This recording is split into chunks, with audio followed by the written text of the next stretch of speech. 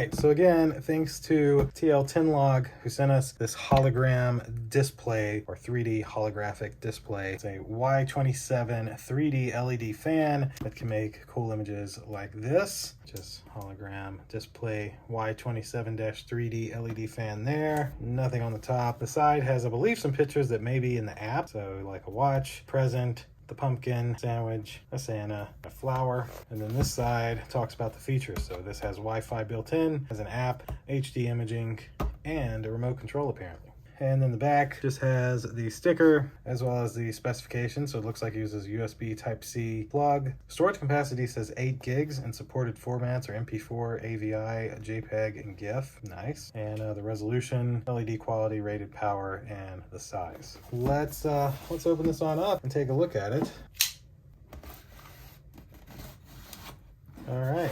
So it opens this way. Open it up. Right on top is your 3D holographic advertising machine. So it looks like these are to download the app from the Google Play Store and Apple Store, and just a little instruction set. Then we've got some foam. Wow, very interesting. Okay, so it's protected. That's good to know. I had wondered if this was literally just, sticking out there, but no, it's actually protected in this nice plastic. Looks like there's your USB-C port to plug it into power, and this is probably how the stand goes on. It actually has it there in. Then here is little remote, run, stop. Got a few features there. Got some screws. This is, looks like you could actually wall mount this. So yeah, you can put these 2 screws in and hook this into here to wall mount it. That's a cool option. Or of course, the much easier, just screw that into the hole here and you have a stand. That's the way I'm gonna do it. Just like this.